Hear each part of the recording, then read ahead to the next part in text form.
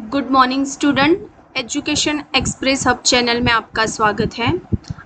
आज हम GSAT paper 1 जनवरी 2002 का पेपर सॉल्व करेंगे।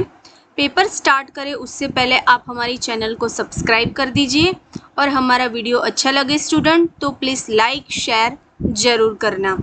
जीसेट पेपर 1 जनवरी 2002। तो सबसे पहले पेपर 1 में 50 क्वेश्चन होते हैं, तो सारे क्वेश्चन हम सॉल्व करेंगे। तो question number first, doctor and patient have some relationship as. अब डॉक्टर और पेशेंट का रिलेशनशिप क्या है? Teacher and student, library and books, class and learning, husband and wife.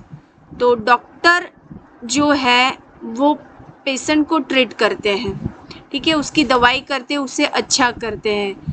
तो यहाँ पर जो टीचर है वो स्टूडेंट को ज्ञान देते हैं, लाइब्रेरी बुक्स को ज्ञान नहीं देती हैं।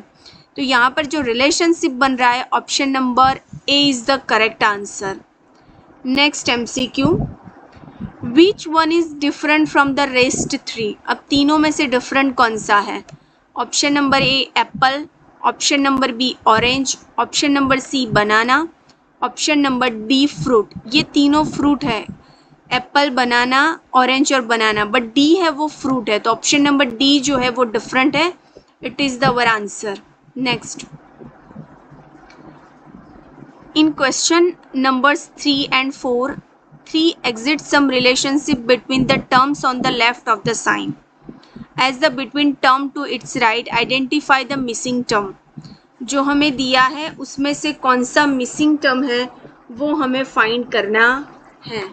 तो सबसे पहले जब भी स्टूडेंट आपको इस तरीके के क्वेश्चन दिए हैं तो आप ABCD पहले लिख लीजिए, A B C D E F G H I J K L M N O P Q R S T X Y Z। आप पूरी ABCD लिख दीजिए। अब यहाँ पर A है और A और O के बीच कितने नंबर का डिफरेंस है? सेम उतना ही डिफरेंस S और इसका रहेगा, तो यहाँ पर ऑप्शन आएगा G। C है उतना ही डिफरेंस U, तो उतना U से लेके जो डिफरेंस बन रहा है वो उसी तरीके से आपको सेम डिफरेंस सामने वाले में देखना है। तो यहाँ ऑप्शन नंबर डी जो है वो करेक्ट आंसर कहलाएगा। सेम चीज़ BEATGIDV SOUP, और यहाँ पर देखो आप स्टूडेंट, ऑप्शन नंबर डी जो है यहाँ पर बन रहा है कि आपको डिफरेंस ही देखना है, यहाँ से लेकर कितना डिफरेंस है, ये सेम डिफरेंस सामने वाले में अप्लाई होगा।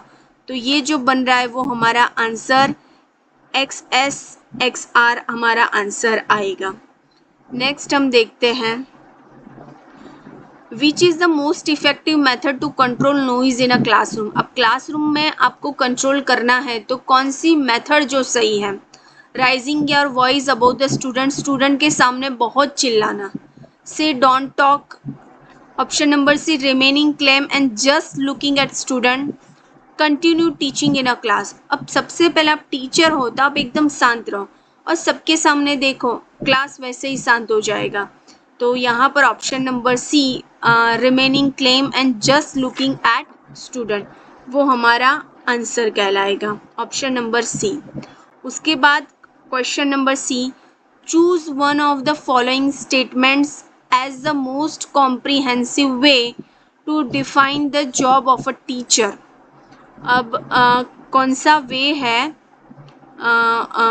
जो statement the most comprehensive way to define job as a teacher, teacher की जॉब के लिए कौन सा सबसे अच्छा डिफाइन कर रहा है? उसमें जो ऑप्शन दिए हैं, option number A propagation of knowledge, option number B conductive research, option number C communicating service, option number D propagation knowledge, collection of knowledge, collection of creation of knowledge. तो option number D जो है वो सही रहेगा। आपको ज्ञान को बढ़ाना, रिसर्च करना और सोसाइटी के लिए कुछ करना वो सब तो ठीक है, लेकिन आपको ज्ञान को बढ़ाना, ज्ञान को कलेक्ट करना और ज्ञान का क्रिएशन करना, नॉलेज का क्रिएशन करना। So option number D is the correct answer. उसके बाद 7 number, a good academic researcher is, अब अच्छा एकेडमिक रिसर्चर क्या होता है? Depend on his teacher, follow of research plan strictly, option number C open minded and radical, option number D higher knowledgeable.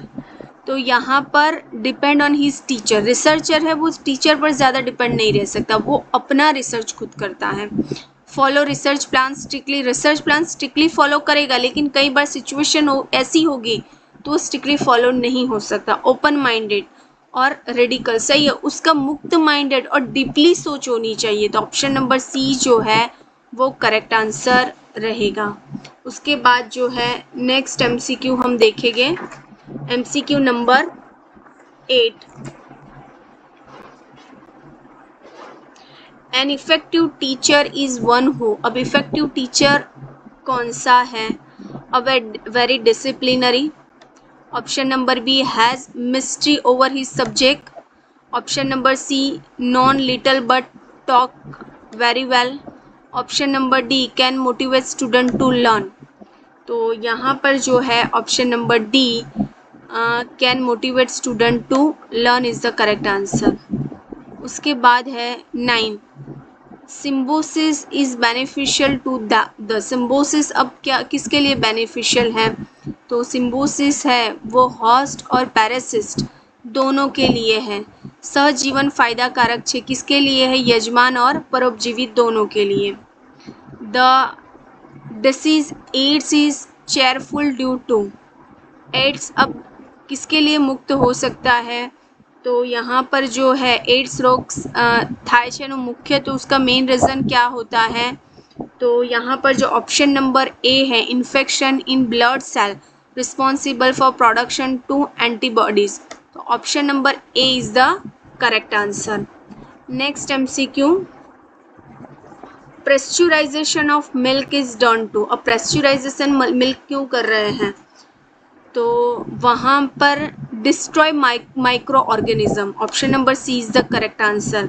जो सूक्ष्माणु जीव है, सूक्ष्म जीवाणुओं नो नाश करवा, उसे डिस्ट्रॉय करने के लिए प्रेस्चुराइजेशन ऑफ मिल्क कर सकते हैं, जिसकी मिल्क की लाइफ साइकिल जो है वो बढ़ जाए। उसके बाद है ऑप्शन नंबर 12, जीनेटिंग एंगेजिंग मीन्स, अब जीनेटिंग एंगेजिंग जनीन इंजीनियरी विद्या एटले શું? तो उसमें यूजिंग रिकम्बोनेंट डीएनए टेक्निक्स, आंसर आएगा ऑप्शन नंबर सी, पुनः संयोजित डीएनए टेक्निक नो उपयोग करो। उसके बाद है read the following passage and answer the question, आपको ये पैसेज पढ़ना है और उसका क्वेश्चन आंसर देना है। तो from the very beginning man has attempt what has seemed impossible, man is difficult for the rest of the creation in this respect. He has entered threats of the adventure. This has led to countless new discovery and invention. Human crisis is limitless. It is responsible for peace, fights and moonlightings. The desire to know what lie beyond the visible world take many forms. The events hero Tenzing and the hero of Seven Sins, Mihir Sins, were inspired by the same restless spirit. Astronomer Armstrong and his colleagues, who were the first human to set foot on the soil of the moon, has provided beyond doubt that the man shall not rest until he is a conquered an entire universe. Now the question arises, it is enough to know and master nature. To answer it, one should first answer a more basic question, which is more important, knowing and understanding the world around you, or knowing and understanding yourself? Everyone will agree that in the absence of self-knowledge, even the most advanced knowledge of the universe will be not only unless but also dangerous. It is responsible for space flight and moon landing. Here it means, it क्या है यहाँ पर जो बताया गया है? तो यहाँ पर जो option number B. Main curiosity is the correct answer. Option number B is the correct answer. उसके बाद है that man shall not rest until he is a command an entire universe. Here rest means, तो rest जो है rest means stop. तो इस passage के accordingly rest में स्टॉप था, तो option number C is the correct answer. Next, he has an internal threats of adventure. Here internal means that which cannot be satisfied. Option number D is the correct answer. Next, 16, man is different from the rest of the creation in the respect. Here man is all Mankind. Option number D is the correct answer. इसी passage को नीचे गुजराती में दिया गया है student, तो आपको गुजराती और इंग्लिश दोनों लैंग्वेज में जीसेट का पेपर आता है, तो आप दोनों के अकॉर्डिंगली सॉल्व कर सकते हो. उसके बाद है पैसेज दूसरा है, सेकंड पैसेज है. 17 से लेकर 20 क्वेश्चन आपको पैसेज में दिए हैं. The word medieval means the middle age. It is a use in history, therefore to refer to that period which lie between the ancient and the modern period and is a quick literally the middle period. How do we know when the ancient period end and the medieval period began? We have taken the 8th century as a beginning and the 18th century AD as the end of the medieval period. Why? Because as you will see when you read this book, there were many changes taking place in Indian society in about the 18th century AD, and during this time this changing influenced many aspects of the society.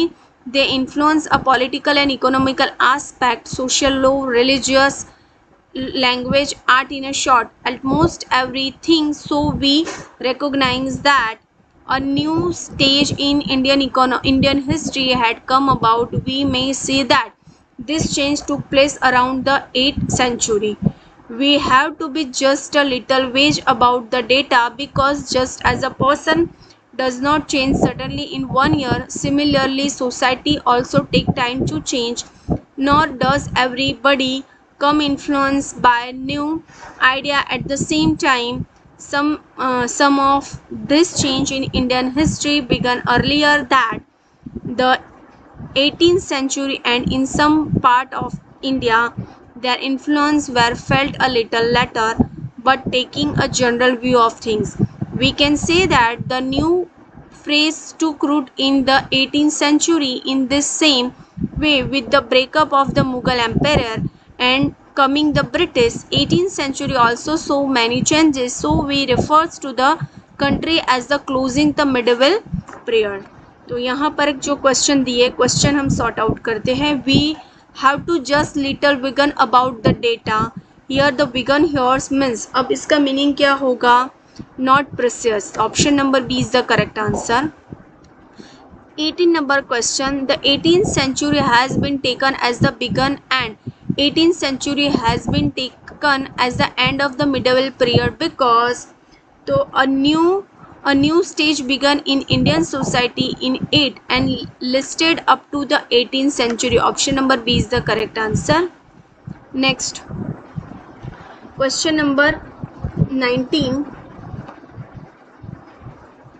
It is a use in history dash and in a quite literally and middle period. The word literally means accuracy. Literally means accuracy. Option number D is the correct answer. Above extract has been taken from. अब extract क्या है? A book. Option number C is the correct answer. यहाँ पर student 17 के 20 जो है वो गुजराती में भी दिए हैं, तो आप उसे पढ़कर उसका सॉल्यूशन भी आप ला सकते हो. तो जीसेट का पेपर जो है वो गुजराती और इंग्लिश दोनों में आता है, तो आप दोनों में से सॉल्व कर सकते हो. Next question. Human personality is a product of. अब human personality, environment, heredity, society, all of above. Option number C is the correct answer, all of above. Next, anaemia is known to means. अब anaemia क्या है? Anaemia is loss of मेमोरी. तो option number B is the correct आंसर, लॉस ऑफ memory. A long term memory means, अब long term memory जो है remembering an event for long past. Option number C is the correct answer. Next question number 34. A man save 5% of his salary and pay 50% of his salary towards tax. Rest of salary spent to the family. The tax paid by him is 30,000. Find the salary. Suppose man की salary है 100, उसमें से वो tax paid कर रहा है 15% और उसमें से वो सेव भी कितना कर रहा है 5%. तो यहाँ पर हमें बताए टैक्स की जो अमाउंट है 30,000 है. 30,000 इज़ द टैक्स अमाउंट. तो उसकी सैलरी कितनी होगी 15 पर 30,000, 100 पर कितना, तो 2 lakh is the correct answer. 15 पर 30,000, 100 पर कितना. उसके बाद if 2/5 of the number of equal to 2/3 of the another number, what is the ratio between the two this. अब इन दोनों का रेशियो क्या बनेगा. सपोज कोई नंबर है x और उसका जो एक नंबर है 2 पार्ट है 2/5 is equal to x into 2/3. तो यहाँ पर दोनों साइड x चले जाएंगे, 2 चले जाएंगे. ऑप्शन नंबर ए 5 जेम 3 is the correct answer. Next question number 26.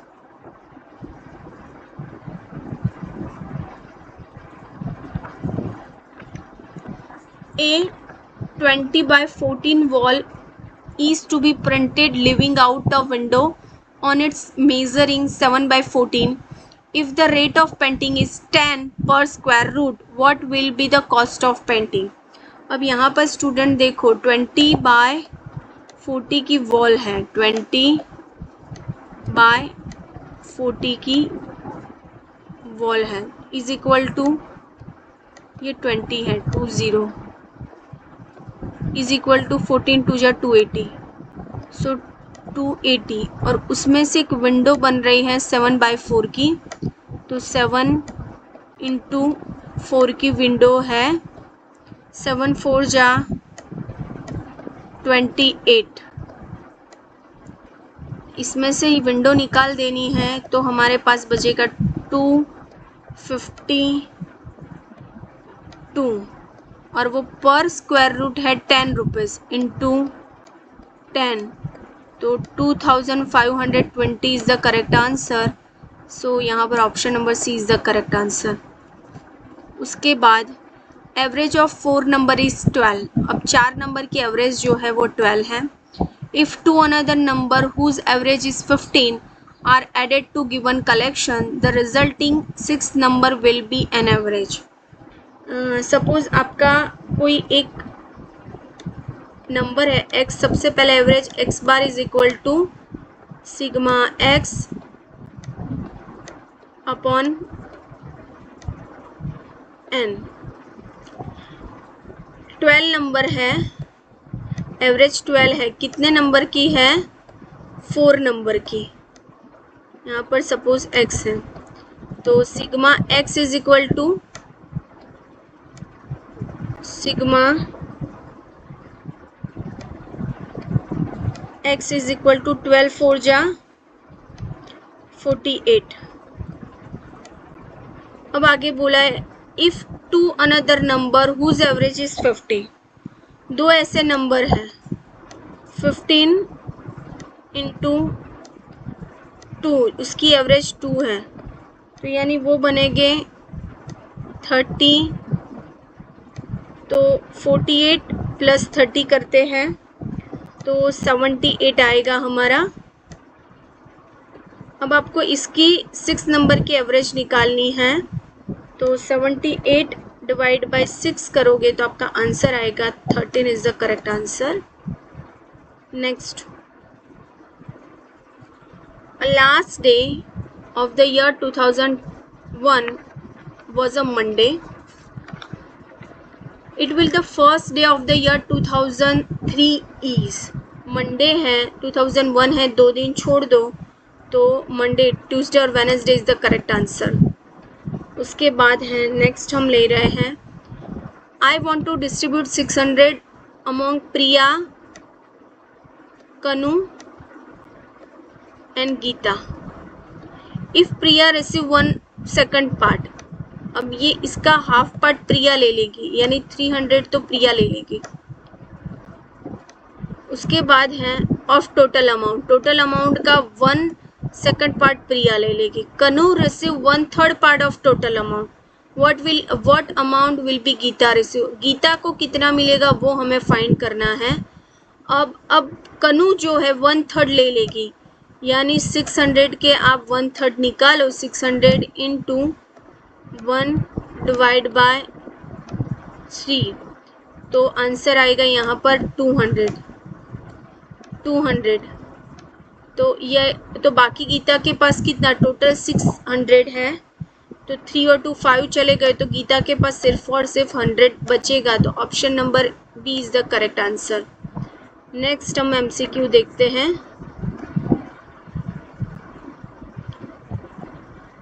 MCQ number 30. A bedsheet cost is ₹400. A shop owner offer 15% discount on it. What is the net cost of bedsheet? अब honour 15% दे रहा है bedsheet को तो यानी 400 के 15% 60. 400 में से 60 चले जाएंगे तो यहाँ पर आएगा 340 is the correct answer. Next Which of the following is the correct meaning of satyagraha in Gandhian thoughts? अब गांधीयन थॉट्स के हिसाब से सत्याग्रह क्या है? Discussion and negotiation. Gandhi ji discussion में मानते थे किसी के साथ बैर लेना, आक्रमण करना, मिलिट्री रेडी करना वो गांधी जी के थॉट्स में ही नहीं था. गांधी जी डिस्कशन और नेगोशिएशन को मानते थे यानी सत्याग्रह जो है वो डिस्कशन एंड नेगोशिएशन है. उसके बाद जो है एमसीक्यू नंबर 32. अट्रैक्शन कोज इन्फेक्शन. अब अट्रैक्शन जो है वो infection. Infection causes angry. Angry causes fraction. Attraction means fractions. तो यहाँ पर point out the correct statement. तो अल्टिमेटली अब આકર્ષણ અસરકારિકતાને ઉત્પન્ન કરે છે, અસરકારિકતા ક્રોધને ઉત્પન્ન કરે છે, ક્રોધ નિરાશાને ઉત્પન્ન કરે છે, તેથી અસરકારકતા નિરાશાને ઉત્પન્ન કરે છે. तो अल्टीमेटली आप देखो जहाँ से स्टार्ट हुआ है वो कहाँ से जाएगा? Attraction infection. तो यहाँ पर इन्फेक्शन कोज टू फ्रस्ट्रेशन. अब हमें फाइंड क्या करना है? फ्रस्ट्रेशन किसके पर जाएगा? फ्रस्ट्रेशन अट्रैक्शन पर. अट्रैक्शन किस पर जाएगा? अट्रैक्शन जाएगा एंग्री पर, एंग्री इन्फेक्शन पर. तो यहाँ पर इन्फेक्शन जो है वो फ्रस्ट्रेशन हो जाएगा. तो option number C is the correct answer. Next 33. Gandhi and Einstein were conceptory in 20th century. Gandhi was a social reformer. During the 20th century, there were many social reformers. There Einstein was also a social reformer. Select from the following the statement which is correct. Gandhi was a social reformer. All who live in 20th century were social reformer. Einstein was a social reformer. Gandhi lived in 18th century. तो यहाँ पर गांधी और Einstein के बारे में बताया गया है. तो ऑप्शन जो है Gandhi was a social reformer. Next देखते हैं 34.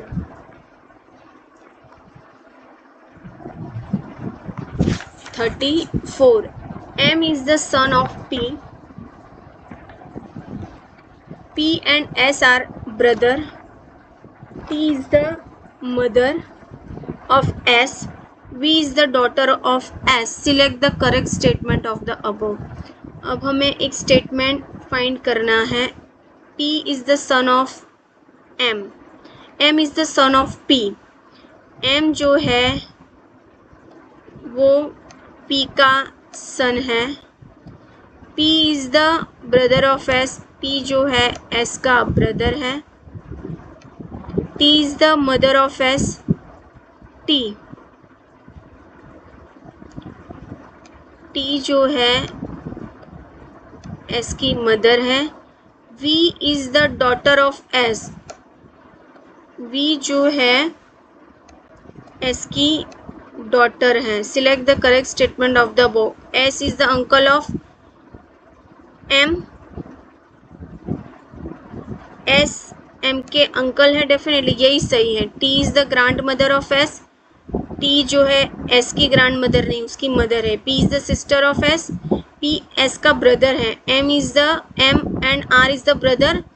M and S वो ब्रदर नहीं है, तो ऑप्शन नंबर A जो है S is the uncle of M वो सही है.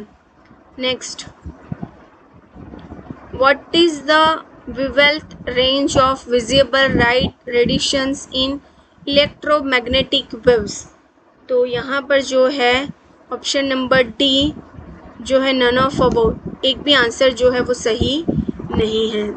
उसके बाद हम देखते हैं 36 option number, question number 36, what is the state of mercury?